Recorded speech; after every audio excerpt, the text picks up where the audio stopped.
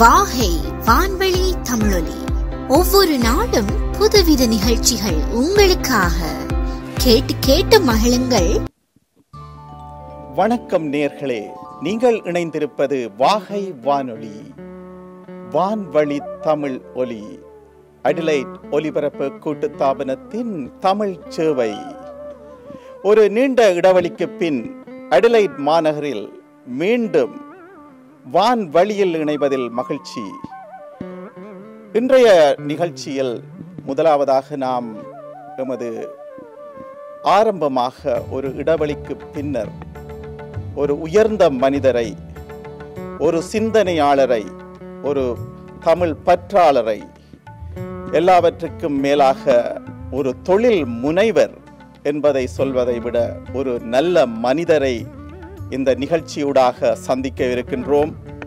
அந்த அன்பு உள்ளத்தை தமிழ்நாட்டிலிருந்து உலகெங்கும் கொடிகட்ட வைக்கும் தனது முருகன் இட்லி என்ற ஒரு நிறுவனம் மூலமாக பிரபலமடைந்த அன்புக்குரிய அண்ணர் மனோகர் அவர்களை இந்த அடிலைட் மாநகரம், தென் ஆஸ்திரேலிய மாநகர தமிழ் மக்கள் சார்பாக வாகை வானொலி முதல் முறையாக ஒரு கலந்துரையாடலை, நேர்காணலை செய்வதில் பெருமகிழ்ச்சி கொள்கின்றோம். வணக்கம் ஐயா. வணக்கம். இந்த அடிலைட் மாநகரில் உங்கள் கால் பதித்தது மிகவும் ஒரு மகிழ்ச்சி. அதுவும் ஒரு நல்ல ஒரு முயற்சிக்காக நீங்கள் இங்கு வந்திருக்கிறீர்கள். இந்த உங்களை பற்றி நான் கேட்பதை விட உங்களை பற்றி உங்கள் அம்மா மூலம் அறிய விரும்புகின்றேன். அதாவது உங்களை பற்றி ஒரு சிறு அறிமுகம். உங்களை பற்றி நிறைய மக்கள் அறிந்திருக்கிறார்கள் என்றாலும் எமது அடிலைட் வாழ் மக்களுக்காக உங்கள் அறிமுகத்தை உங்கள் அம்மா மூலமாக தெரிவிக்குமாறு அன்புடன் கேட்டுக்கொள்கிறேன். வாகை அடிலைடுக்கு என்னுடைய அன்பான வணக்கங்கள். இந்த நிகழ்ச்சியிலே அடிலைடிலே நான் இருக்கின்ற பொழுது கலந்து கொள்வதிலே மிக்க மகிழ்ச்சி அடைகின்றேன். இங்கே முருகன் இட்லியினுடைய கிளை தொடங்க இருக்கிறது. அது சார்பாகத்தான் நான் இன்று அடிலைடுக்கு வந்திருக்கிறேன். இந்த நல்ல சந்தர்ப்பத்திலே உங்கள் அனைவரையும் சந்திப்பதிலே பெருமகிழ்ச்சி அடைகின்றேன். இந்த தொழிலில் நான் வருவதற்கு மூல காரணம் என்னுடைய தாயார், அதன் பிறகு என்னுடைய தகப்பனார்.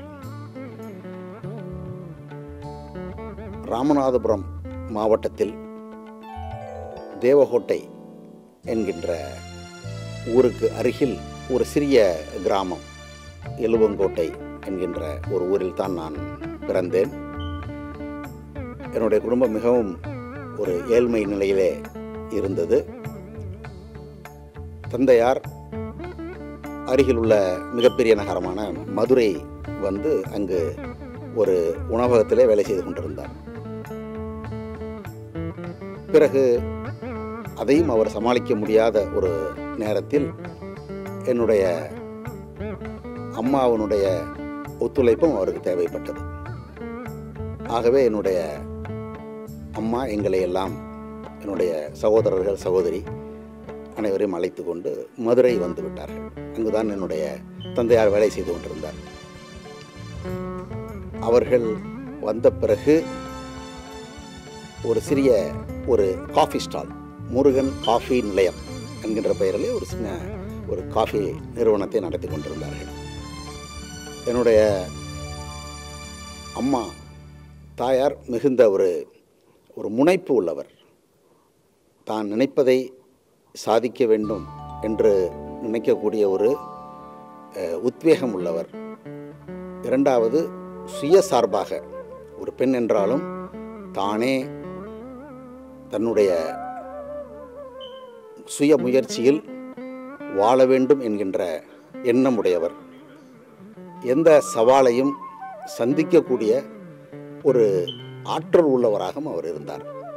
அதனாலே அந்த காபி கடையிலே காஃபி டீ விற்பனை செய்து கொண்டிருந்த கடையிலே போதிய வருமானம் இல்லாத காரணத்தினால் என்னுடைய தாயார் ஒரு முடிவு செய்து, யாரிடம் சொல்லவில்லை, என்னுடைய தந்தையிடத்தில் கூட சொல்லவில்லை, அவராகவே ஒரு 1/2 கிலோ அரிசி, 1/2 கிலோவோ 1 கிலோவோ ஒரு அரிசியை எடுத்து அதை தயார் செய்து இட்லி மாவை தயார் செய்து திடீரென்று பிளாட்ஃபார்மில் கடைக்கு, இந்த சின்ன டீ கடைக்கு முன்பாக யாருக்குமே தகவல் சொல்லாமல் ஒரு அடுப்பை வைத்து, ஒரு விறகை வைத்து பற்ற வைத்து, ஒரு சின்ன பாய்லரை வைத்து இட்லி தயார் பண்ண ஆரம்பித்து விட்டார்.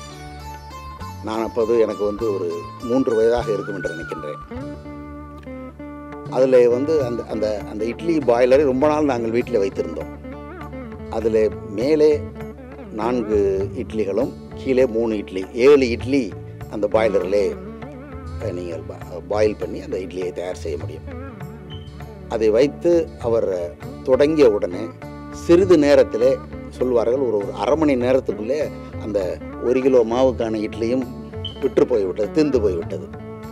ஏனென்றால் அவர் அதற்கு கொடுத்த அந்த அந்த இட்லியினுடைய குவாலிட்டி, அதனுடைய மென்மை, இரண்டாவது அவர் அதற்கு கொடுத்த சட்னிகள் அவ்வளவு அருமையாக இருந்ததன் காரணமாக உடனே விற்று தீர்ந்து விட்ட உடனே அவருக்கு அது மிகப்பெரிய ஒரு உத்வேகத்தை கொடுத்திருக்கிறது.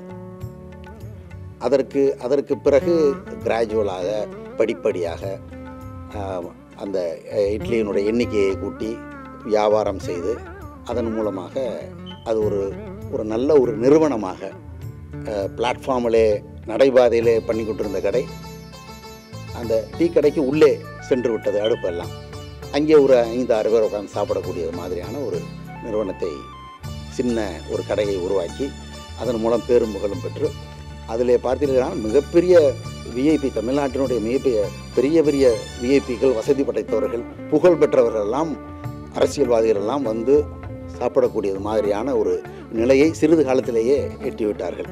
இதற்கு முழுமையான காரணம் என்னுடைய தாயாரினுடைய தன்னம்பிக்கை, முனைப்பு, எதையும் சாதிக்க முடியும் என்கின்ற அவரிடத்தில் இருந்த ஒரு உறுதி, அதற்கு என்னுடைய தந்தையாரும் கொடுத்த ஒத்துழைப்பு. இதன் பிறகு அவர்களுடைய வளர்ச்சி அடுத்தபடியாக வளர ஆரம்பித்தது. நெஞ்சை நெருகக்கூடிய வகையில் இருந்தது உங்கள் இந்த ஆரம்ப காலம். தாய் சிறந்தொரு கோவிலும் இல்லை, தந்தை சொல் மிக்க மந்திரம் இல்லை என்று சொல்வார்கள். அந்த வகையில் உங்களின் உத்வேகமாக, ஒரு முனைப்பாக உங்கள் தாயின் பாதங்களில் வணங்கி அந்த தாயின் வழியில் இந்த வகையில் நீங்கள் இந்த ஒரு நிறுவனத்தை தொடங்கி இருக்கின்றீர்கள். நிறைய வியாபார உத்திகள், நிறைய வியாபாரங்கள் உலகெங்கும் பெருகிக் கொண்டிருந்த வேளையில் நீங்கள் அந்த முருகன் இட்லி என்பதை வெளியில், அதாவது சாதாரண ஒரு ஊரில் உள்ள ஒரு கடையாக இருந்ததை மிக பெரிய அளவில் அந்த முருகன் இட்லி என்பதை கொண்டு செல்ல என்ன காரணம் ஐயா? என்னுடைய தாயாரிடத்தில் இருந்த அந்த விடாமுயற்சி, அந்த துணிச்சல், ஏதாவது புதிதாக செய்ய வேண்டும் என்கின்ற எண்ணம், இதெல்லாம் குழந்தை பருவத்திலிருந்தே என்னிடத்திலே ஒட்டி கொண்டது. நான் என்னை பற்றிய தன் ஆராய்ச்சி செய்து பார்க்கின்ற பொழுது, நான் ஏன் இப்படி இருக்கிறேன் என்று நினைக்கின்ற பொழுது, என்னுடைய தாயாருடைய அந்த குணங்கள் எல்லாம் எனக்கு வந்திருப்பதை நான் கண்டுகொண்டேன். இவர்கள், என்னுடைய தாயும் தந்தையும் அந்த ஒரே ஒரு கடையை ஒரு சின்ன அளவில் தான், ஒரு 25 பேர் உட்கார்ந்து உணவருந்தலாம், அப்படிப்பட்ட ஒரு கடையை தான் நடத்தி கொண்டிருந்தார்கள். ஆனால் அவர்கள் எங்களை எல்லாம், நாங்கள் 4 சகோதரர்கள் 3 சகோதரிகள், அனைவரையும் நன்றாக படிக்க வைத்தார்கள். நான் கடைசி பையன்களில் கடைசி பையன், மகன்கள் கடைசி. அப்போது எனக்கு வெளிநாடு சென்று படிக்க வேண்டும் என்கின்ற ஒரு எண்ணம் இருந்தது. ஆகவே என்னை அவர்கள் இங்கிலாந்து நாட்டிற்கு படிக்க அனுப்பினார்கள். அங்கு சென்றது என் வாழ்க்கையில் ஒரு பெரிய திருப்பத்தை ஏற்படுத்தியது. எனக்கு அடிப்படையிலே இந்த உணவு தொழிலே ஆர்வம் இருந்த காரணத்தினால் நான் அங்கு பல்வேறு நிறுவனங்களில் உணவகங்களில் வேலை செய்திருக்கிறேன். அதாவது வேண்டுமென்றே பல நிறுவனங்களில் பல கடைகளில் வேலை செய்வது. ஏனென்று சொன்னால் பலவிதமான உணவு பற்றி தெரிந்து கொள்ள வேண்டும். அதே சமயத்தில்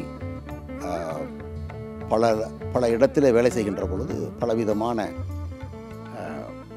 நாலேஜ் கிடைக்கும் என்கின்ற ஒரு எண்ணத்தினாலே பலவிதமான கடைகளில் பலவிதமான உணவகங்களில் பல நாடுகளைச் சேர்ந்த உணவகங்களெல்லாம் வேலை செய்யக்கூடிய வாய்ப்புகளை நானே உருவாக்கி கொண்டேன். குறிப்பிட்ட காலத்திற்கு பிறகு ஒரு சுமார் 4 வருடங்களுக்கு பிறகு இந்தியா வர வேண்டும் என்கின்ற எண்ணம், திரும்பி வர வேண்டும் என்கின்ற எண்ணம் என்னுள்ளே எழுந்தது. பொதுவாக அங்கு சென்றவர்கள் பொதுவாக அங்கு தங்கக்கூடிய, அங்கே வசிக்கக்கூடிய வாய்ப்புகள் கிடைத்தாலும் எனக்கு இந்தியா வர வேண்டும் என்கின்ற எண்ணம் அதிகமாக இருந்தது. காரணம் என்ன என்று சொன்னால், நான் அங்கு கென்டக்கி ஃப்ரைட் சிக்கன் KFCயில் வேலை செய்யக்கூடிய ஒரு வாய்ப்பு கிடைத்தது. அந்த சாதாரண டிஷ்வாஷிங்க்கு வேலைக்கு சேர்ந்து அதன் பிறகு அந்த கிளையினுடைய மேலாளராக நான் பதவி உயர்ந்து அங்கு வேலை செய்து கொண்டிருந்த பொழுது, ஏன் இது போன்ற ஒரு உணவை இந்தியாவில், நமது உணவை ஒரு செயின் ஆஃப் ரெஸ்டாரண்ட்ஸ் ஏன் செய்யக்கூடாது என்கின்ற ஒரு எண்ணம் வந்தது. அது நிச்சயமாக வெற்றிகரமாக செய்ய முடியும் என்ற எண்ணமும் எனக்கு இருந்தது. அதே சமயத்தில் நானும் ஒரு உணவு குடும்பத்திலிருந்து தான் வந்திருக்கிறேன். இட்டலி வியாபாரம் செய்யக்கூடிய ஒரு குடும்பத்திலிருந்து நான் வந்திருக்கிறதுனால் அதே தொழிலை ஏன் நாம் செய்யக்கூடாது என்கின்ற எண்ணத்தினாலே நான் இந்தியா திரும்பிவிட்டேன். அதற்கு பிறகு இங்கே என்னுடைய தாயும் தந்தையும் நடத்திய அந்த உணவகத்தை நான் எடுத்து நடத்தி கொண்டிருந்த சமயத்தில் பலரும் என்னிடத்தில் கேட்பார்கள், நீங்கள் சென்னையில் ஏன் ஆரம்பிக்கக்கூடாது, டெல்லியில் ஆரம்பிக்கக்கூடாது, ஏன் வெளிநாடுகளில் சிங்கப்பூர், மலேசியா, ஆஸ்திரேலியா இந்த மாதிரி நாடுகளுக்கெல்லாம் நீங்கள் போகலாமே, இது இந்த உணவு ரொம்ப சிறப்பாக இருக்கிறது என்று சொல்லுவார்கள். அதனால் நான் 2003 சென்னை ஒரு கிளை ஆரம்பித்தேன். முருகன் இட்லி என்கின்ற பெயரில் ஒரு கிளையை ஆரம்பித்தேன். அதன் பிறகு வெகு விரைவாக அது விரிவடைய ஆரம்பித்தது. 2007 சிங்கப்பூரில் ஒரு கிளை ஆரம்பிக்கப்பட்டது. அதற்கு பிறகு லண்டன், இப்பொழுது ஆஸ்திரேலியா வந்திருக்கிறோம். பிரான்சில் அதற்கான வேலைகள் நடந்து கொண்டிருக்கின்றன. ஸோ இது இந்த மாதிரியான ஒரு வாய்ப்பு உருவாகி உலகமெல்லாம் போகக்கூடிய ஒரு பார்வை, ஒரு வாய்ப்பு இப்பொழுது உருவாகி இருக்கிறது. மிகவும் அழகாக சொன்னீர்கள். அதாவது ஒரு தாயாக தனது பிள்ளைகளை படிக்க வைக்க வேண்டும், அந்த பிள்ளைகளை ஒரு நல்ல நிலைக்கு தான் கஷ்டப்பட்டாலும் அந்த பிள்ளைகளை உருவாக்கி அந்த பிள்ளைகள் அந்த நிறுவனங்களை அடுத்த கட்டத்துக்கு கொண்டு செல்வது என்பது அந்த பெருமை அந்த அன்புக்குரிய மதிப்புக்குரிய தாயே சேரும். இந்த வியாபாரத்தில் நீங்கள் முருகன் இட்லி, அதாவது எம் என்ற ஒரு லோகோ, அதாவது லட்சணை என்று சொல்வோம் இல்லையா, மெக்டொனால்ட் என்ற கூட என்று சொன்னால் கூட அந்த எம் ஒரு பெரிய வியாபார ரீதியில் ஒரு வெற்றியை கொடுத்தது. எல்லா நிறுவனங்களுக்கும் அந்த இலட்சணை என்பது மிக முக்கியம். அந்த வகையில் இந்த எம், அதற்கு பின்னால் எப்படி அதை உருவாக்கினார்கள், அதன் காரணம் என்ன என்பதை பற்றி கூற முடியுமா? இது ஒரு நல்ல கேள்வி. இந்த கேள்விக்கு பதில் சொல்வதற்கு மிக்க மகிழ்ச்சி அடைகின்றேன். என்னுடைய தாயாரும் தந்தையாரும் நடத்திய கடைக்கு பெயர் ஸ்ரீ முருகன் காஃபி நிலையம். முதல்ல அவங்க ஆரம்பித்தது. அதற்கு பிறகு நான் 1993 அதை டேக் ஓவர் பண்ணினதற்கு பிறகு முருகன் இட்லி கடை, முருகன் இட்லி ஷாப் அப்படின்ற பேரில் நடத்த ஆரம்பித்தேன். பொதுவாக நீங்கள் பார்க்க போனீங்கன்னாக்க நம்மளுக்கு வந்து பாப்புலாரிட்டி ஆக ஆக பேர் வந்து அதனுடைய பேர் சுருங்கும். நம்ம இன்றைக்கி நம்மளுடைய பெரிய நம்ம நாட்டில் இருக்க தலைவர்களை எடுத்துக்கொண்டால் கூட நீங்கள் பார்த்தீங்கன்னா பெரிய நீளமான பேர் வைத்திருப்பவர்கள் ஒரு குறிப்பிட்ட ஆண்டுகளுக்கு பிறகு அவர் பாப்புலாரிட்டிக்கு பிறகு அதை சுருக்கமாக சொல்லுவார்கள். அதுபோல் நிறுவனங்களையும் கூட இதை இன்னும் சுருக்கமாக அழைப்பதற்கு ஏன் சொல்லக்கூடாது என்கின்ற ஒரு எண்ணம் என்னிடத்தில் உருவானது. இதைவிட அது முருகன் இட்லி கடை என்று தான் சொல்லுவார்கள். ஒரு நாள் நான் காரில் சென்று கொண்டு இருக்கின்ற பொழுது ஒரு டிராஃபிக் லைட் பக்கத்திலே வண்டி நின்றது. அப்பொழுது பக்கத்தில் பைக்கில் வந்து கொண்டிருந்தவர் ஒருத்தர் நின்று ஒருத்தர் பேசி கொண்டிருந்தார் ஃபோனில். அப்போ அவர் சொன்ன வார்த்தை, நீ நேர முருகன் இட்லி வந்துரு, அங்கே நம்ம சாப்பிட்டுட்டு அப்படியே கிளம்புவோம் அப்படின்னு சொன்னார். அப்போ நம்ம கடை பேர் சொல்கிறாரே அப்படின்னு சொல்லி முருகன் இட்லின்னு நம்ம முருகன் இட்லி கடைன்றது பேர். அப்போ ஆனால் அவர் வச்ச பேர் முருகன் இட்லி. அப்போ ஒரு கஸ்டமருக்கு மக்கள் மத்தியில் அவங்க கடைக்கு பேர் முருகன் இட்லி கடை என்று இருந்தாலும் அவங்க முருகன் இட்லின்னு மட்டும்தான் சொல்கிறாங்க. அதை நான் தெரிஞ்சுக்கிட்டு ஏன் அப்படி செய்யக்கூடாதுன்னு சொல்லி அது ஒரு இன்னும் ஷார்ட் பண்ணலாமே, இன்னும் சொல்கிறது ஈஸியாக இருக்குமேன்னு தெரிஞ்சதுக்காக முருகன் இட்லி என்று மாற்றினேன் ஒரு 5 வருடங்களுக்கு முன்பாக. இப்பொழுது அதை விட இன்னும் சுருக்கமாக, இன்னும் அழைப்பதற்கு ஈஸியாக எம் இட்லி அப்படி என்று பெயரை இப்போது மாற்றி இருக்கிறோம். அது வந்து மிக மக்களிடத்தில் நல்ல ஒரு வரவேற்பையும் அதை சொல்லுவதற்கு மிக சுருக்கமாக இருக்கிறது, அதே சமயத்தில் ஒரு கவர்ச்சிகரமாகவும் இருக்கிறது என்கிறது என்னுடைய கருத்து. மேலும் அந்த எம் நீங்கள் பார்த்தீங்கன்னா என்னுடைய பெயர் மனோகரன், எம் முதல் எழுத்து. நாங்கள் மதுரையிலே அந்த தொழிலை ஆரம்பித்தோம். மதுரையினுடைய முதல் எழுத்து எம். அதற்கு மேலாக முதலில் என்னுடைய தாயாரும் தந்தையாரும் வைத்த பெயர் முருகன் காப்பி நிலையம், அதனுடைய பெயர் எம். அதனால தான் இந்த எம் என்ற பெயர் வந்தது காரணம் அது. இரண்டாவது அதனுடைய ஷேப் பார்க்க போனீங்கன்னாக்கா எங்களுக்கு இட்லிக்கு வந்து அடிப்படை வந்து அரிசி. அந்த 4 அரிசிகளை தான் வைத்து அந்த எம் என்பதை நாங்கள் உருவாக்கியிருக்கிறோம். அது வந்து ஒரு புதுமையாகவும் அந்த அரிசி எங்களுக்கு பிரதானமானது என்பதை நாங்கள் முன்னிலைப்படுத்துவதற்காகவும் அந்த இலச்சினையை நாங்கள் அமைத்திருக்கிறோம் என்பது தருணத்திலே உங்களிடத்திலே கூறிக்கொள்வதிலே நான் மகிழ்ச்சி அடைகின்றேன்.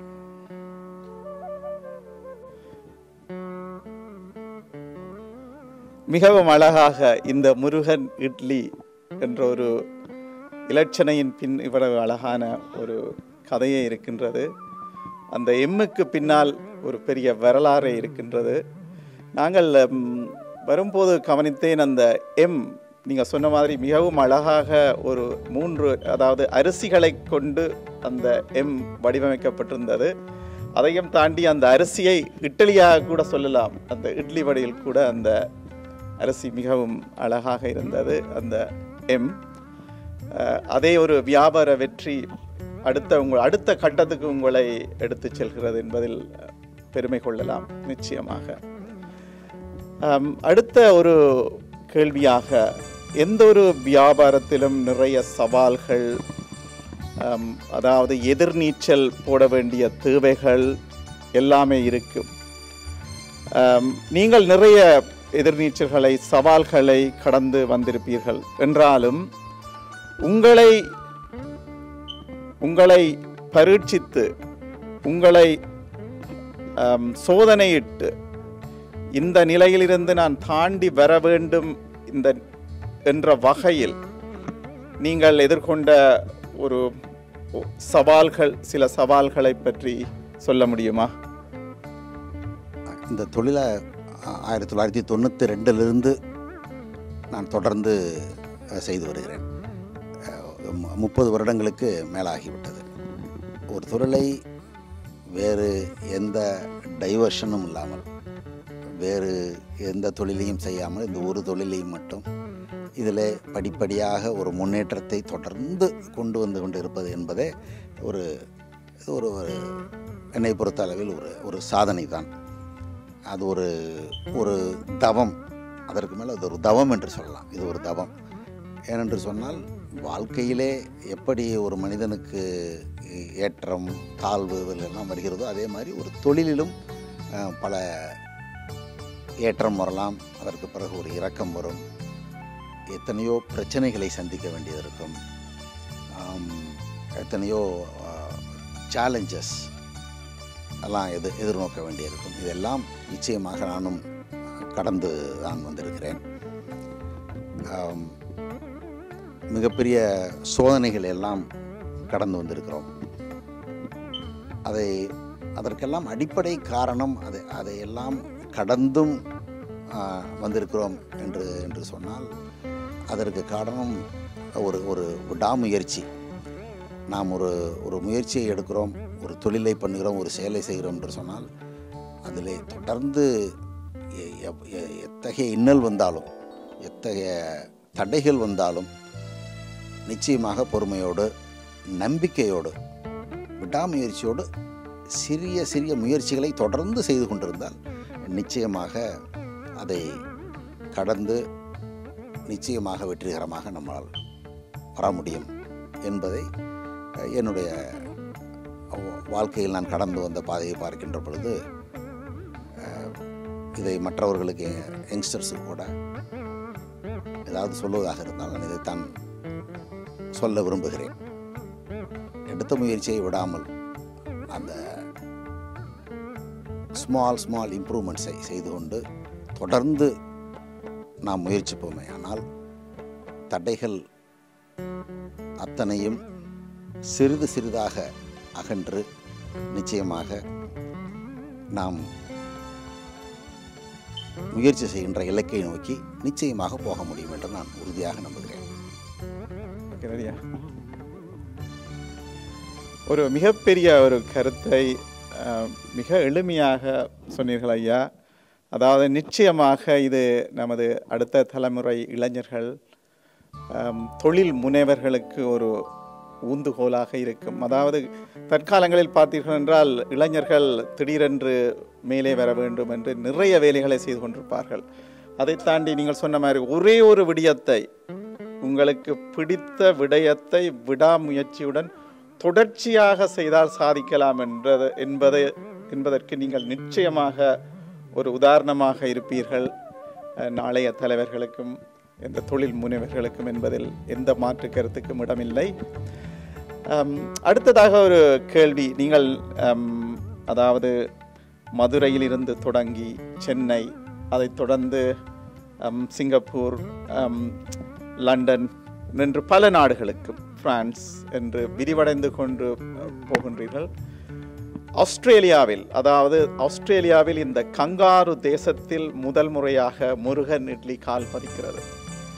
இந்த பெருமையை அடிலைட் மாநகரம், தென் ஆஸ்திரேலியா பெறுவதில் மிக மகிழ்ச்சியாக இருக்கின்றது.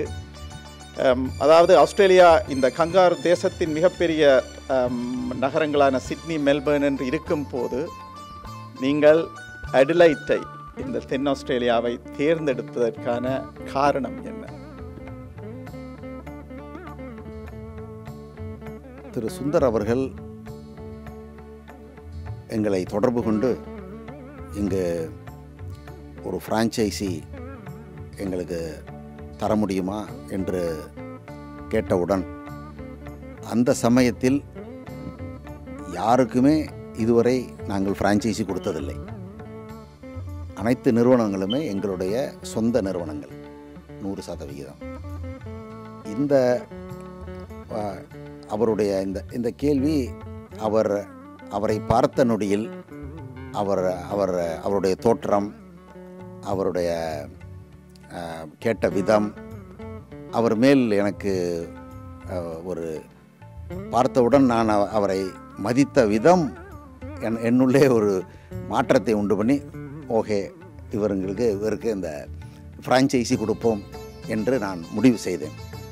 அதுவும் அவர் அடிலைடிலிருந்து வந்திருக்கிறார், ஆஸ்திரேலியாவிலிருந்து வந்திருக்கிறார் என்று எனக்கு தெரியும். அதன் பிறகு தான் எனக்கு அடிலைட் என்று தெரியும். ஆனாலும் முழு முதற் காரணம் சுந்தர் அவர்களுடைய எங்களுடைய ஃப்ரான்ச்சைசி பெருமை மிகு எங்களுடைய இந்த முயற்சி அடிலைடிலே வரக்கூடிய இந்த கிளை உருவாவதற்கு முக்கிய காரணம் திரு சுந்தர் அவர்களுடைய முயற்சி, அவருடைய ஈடுபாடு, நுணுக்கமாக அந்த தொழிலை மிக சிறப்பாக செய்ய வேண்டும் என்கின்ற ஒவ்வொரு விதத்திலும் அவர் இருக்கக்கூடிய முயற்சி, இவைகள் எங்களுக்கு ஒரு மிகுந்த ஆனந்தத்தை கொடுத்திருக்கிறது.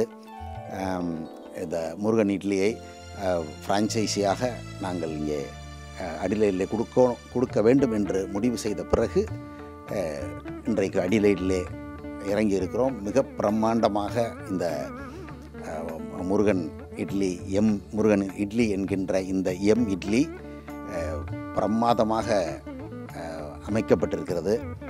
மிக சிறப்பாக இங்கு இயங்கும் என்பதில் எங்களுக்கு மிகப்பெரிய நம்பிக்கை இருக்கிறது. இந்த தருணத்திலே எங்களுடைய ஃப்ரான்ச்சைசி மிஸ்டர் சுந்தர் அவர்களை மனமாற பாராட்டி, அவர் இந்த துறையில் மிகச்சிறந்து விளங்க வேண்டும், அவர் மேலும் பல கிளைகளை ஆஸ்திரேலியா முழுவதும் நிறுவ வேண்டும், அதற்கு நாங்களும் துணையாக இருக்க வேண்டும் என்று எல்லாம் வல்ல இறைவனை பிரார்த்தித்து இந்த தருணத்திலே அவரை வாழ்த்துவதிலே பெருமகிழ்ச்சி அடைகின்றேன். நன்றி. நீங்கள் நிச்சயமாக சொன்னது மாதிரி அன்புக்குரிய நண்பர் சுந்தர் அவர்களின் ஒரு விடாமுயற்சியினால் இந்த அடிலைட் மாநகரில் இந்த முருகன் இட்லி இன்று நிஜமாகி இருக்கின்றது. இந்த தருணத்தில் வாகை வானொலி சார்பாகவும் சுந்தருக்கு நன்றியை நாங்கள் தெரிவிக்க விரும்புகின்றோம். அவர் என்றும் எமது பக்கபலமாக இருந்து இன்றும் எமது நிலைய கலையகம் கூட அவர்தான் அவருடைய இடத்தில் தான் இருக்கின்றது. அந்த வகையில் அவருக்கும் நன்றி கூறி இன்னும் ஒரு கேள்வியுடன் இந்த நேர்காணலை முடிக்கலாம் என்று இருக்கின்றேன் ஐயா. அதாவது நீங்கள் மதுரை மனோகர் முருகன் இட்லி அந்த எம்மில் தொடங்கி இன்று உலக பிரசித்தி பெற்ற அளவில் அந்த முருகன் இட்லி என்ற இலட்சணையை கொண்டு சென்றிருக்கிறீர்கள். இட்லி என்று போதே மிகவும் ஒரு சாஃப்டாக, அதுவாக மெதுவாக இருக்கும், நிறைய மாதிரி சாப்பிட்டு கொள்ளலாம். அதாவது சட்னி என்று சொல்வார்கள். ஆனால் மற்றைய உணவுகளை தாண்டி இந்த முருகன் இட்லியின் விசேஷம் என்ன? எப்படி அதை நாங்கள் வேறுபடுத்தி பார்க்கலாம்? அதை இந்த அடிலைட் வாழ் மக்களுக்கு இந்த கடைக்கு வந்து சாப்பிட வேண்டும் என்ற வகையில் அந்த முருகன் இட்லி மற்ற இட்லிகளை விட எப்படி வேறுபட்டது என்பதை ஒரு கால் விளக்க முடியுமா?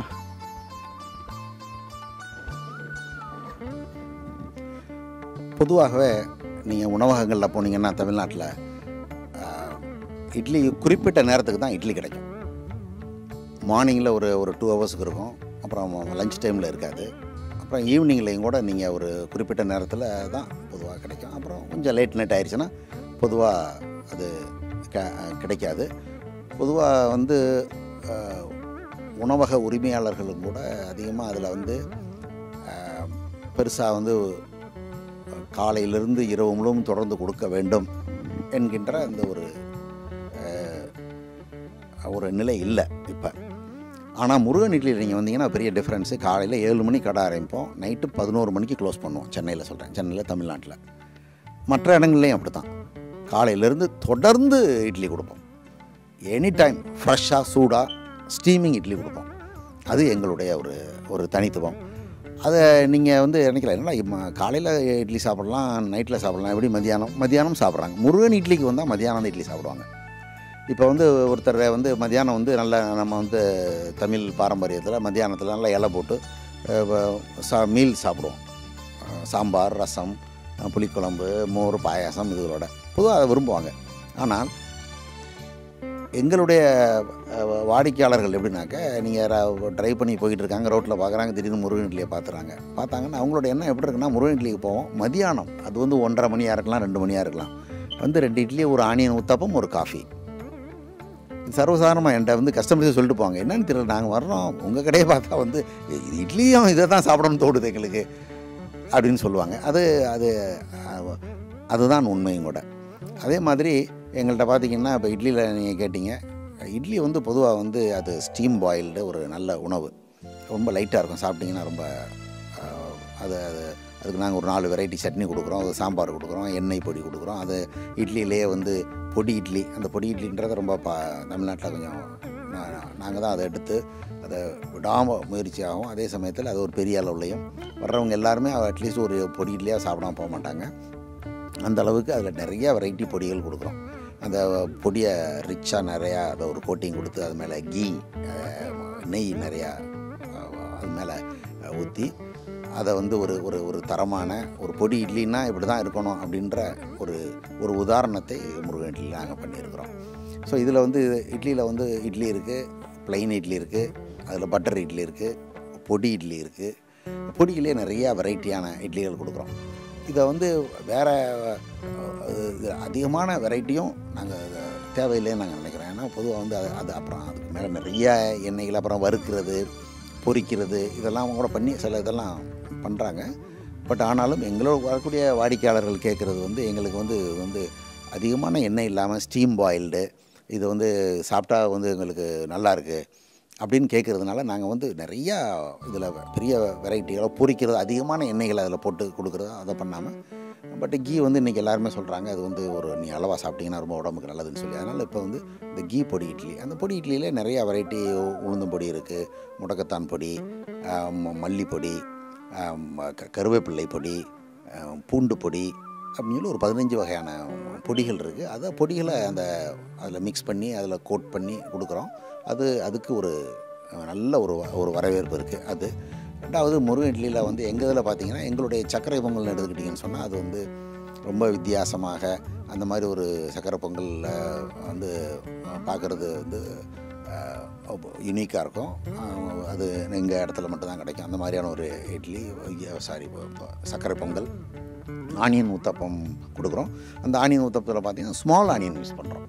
அது ரொம்ப கடினமான வேலை, அதை உரித்து அதை வெட்டி ஸ்லைஸ் பண்ணி எக்ஸ்பென்சிவ் ஆல்சோ. அந்த ஸ்மால் ஆனியன், பெரிய ஆனியன் வந்து கொஞ்சம் மலிவாக கிடைக்கும். அது கொஞ்சம் ஆனாலும் விடாமுயற்சியா எக்காரணத்தை என்ன நடந்தாலும் அதுக்கு நிறைய லேபர் தேவைப்படும். அதை உரிக்கக்குள்ள இது பண்ண என்ன பண்ணினாலும் கஷ்டப்பட்டாலும் கூட அதை வந்து இந்த சின்ன வெங்காயத்தை தவிர நாங்கள் எதுவும் யூஸ் பண்ணுறதே இல்லை. அது அந்த சின்ன வெங்காய ஊத்தப்பம் நாங்கள் கொடுக்குறோம். இந்த மாதிரியான எங்களுடைய அந்த ஒரு உணவுகளில் யுனிக்காக இருக்கிறது எங்களுடைய ஒரு தனிப்பெருமையாக மக்களுடைய வாடிக்கையாளருடைய ஆதரவும் எங்களுக்கு அமோகமாக இருக்குது. இப்போ நாங்கள் அடிலைட் வந்திருக்கிறோம். அடிலைட்டில் வந்து அதாவது புதுமையாக கொடுக்கணும்ல, அடிலைட் இருக்க மக்கள் விரும்புகிறது வந்து எங்களுடைய பாரம்பரியமாக கொடுங்க. எங்களுக்கு வந்து நீ தமிழ்நாட்டிலையோ என்ன கொடுக்குறீங்களோ பாரம்பரியமாக அந்த இதுதான் எங்களுக்கு வேணும். இந்த ஒரிஜினாலிட்டி எங்களுக்கு வேணும், அந்த பாரம்பரியம் வேணும். ஏன்னா இங்கே வந்து அந்த மாதிரியான நம்மளுடைய பாரம்பரியமான உணவு இட்லி, தோசை, பணியாரம், நம்மளுடைய டிஷ்ஷஸ் எல்லாம் வந்து எங்களுக்கு எப்படி தமிழ்நாட்டில் கிடைக்குதோ, அது சென்னையில் இருக்கக்கூடிய மதுரையில் இருக்கக்கூடிய முருகன் இட்லியில் எப்படி கிடைக்குதோ அதே மாதிரி தான் எங்களுக்கு வேணும்னு கேட்டிருக்காங்க. நாங்கள் we try our level best to bring the same quality இங்கே கொடுக்க விரும்புகிறோம். நிச்சயமாக அதை பண்ணுவோம். இங்கே இருக்க அவைலபிள் ரா மெட்டீரியல்ஸை வச்சு நிச்சயமாக கிட்டத்தட்ட அதே தரத்துக்கும் அதே மாதிரியான ஒரு குவாலிட்டியை இங்கே கொடுக்கறதுக்கு நாங்கள் முயற்சி பண்ணுறோம். நிச்சயமாக கொடுப்போம். பெரிய எதிர்பார்ப்பு இருக்கிறது. இன்னும் வருகின்ற 11ஆம் தேதி 2 நாளில் இனாக்ரேஷன் இருக்குது. நீங்கள் அனைவரும் அதில் வந்து கலந்துக்கிறணும். தொடர்ந்து எங்களுக்கு ஆதரவு தரணும்னு இந்த தருணத்தில் தாழ்மையோடு கேட்டுக்கொள்வதிலே ஒரு மகிழ்ச்சி அடைகின்றேன். நன்றி. மிகவும் அழகாக சொன்னீர்கள். எனக்கு இப்போவே வாய் ஊறத் தொடங்குகின்றது. இட்லியில் இவ்வளவு வகைகளா? அந்த பொடி இட்லியை எப்போது சுவைப்பேன் என்ற அளவுக்கு நான் தேடிக்கொண்டிருக்கின்றது. மற்றும் நீங்கள் சொன்ன சின்ன வெங்காயம், ஊத்தப்பம் என்று நிறைய, அதே நேரத்தில் நீங்கள் சொன்ன மிக முக்கியமான கருத்து ஆரோக்கியமான உணவை, அதாவது பொரியல், எண்ணெய்களை குறைத்து எமது அடுத்த தலைமுறைகளுக்கும் மற்ற மக்களுக்கும் கொடுக்க வேண்டும் என்ற வகையில் ஒரு உன்னதமான சேவையை செய்து கொண்டிருக்கும், அதாவது உணவு அளிப்பதென்பது மிக உன்னதமான சேவை. அதை செய்து கொண்டிருக்கும் உங்களுக்கு வாழ்த்துக்களையும் வணக்கங்களையும் கூறி, நீங்கள் இன்று ஆனா என்று சொல்லப்படும் இந்த அடலைட் மாநகரத்தில் தொடங்கி இந்த ஆஸ்திரேலியா தேசமெங்கும் வளர்ந்து உலகமெங்கும் இந்த உங்கள் பணி தொடர வேண்டும் என்று எல்லாம் வல்ல முருகப்பெருமானை நினைத்து வாழ்த்தி, இந்த அடலைட் வாழ் மக்கள் சார்பாக, இந்த முருகன் இட்லி சார்பாக, இந்த அடலைட் முருகன் இட்லி நிறுவனத்தின் அடுத்த தொடக்கம், பரிணாமம், வளர்ச்சி என்பதை பார்க்க நீங்கள் மீண்டும் வருவீர்கள், உங்களை மீண்டும் சந்திப்பேன் என்று ஆர்வத்துடன் கூறி, இந்த நிகழ்ச்சியை நேரம் ஒதுக்கி எமக்காக நீங்கள் வந்து நேர்காணல் தந்ததில் மிக மகிழ்ச்சி அடைகின்றோம். மிகப்பெரிய நன்றி ஐயா.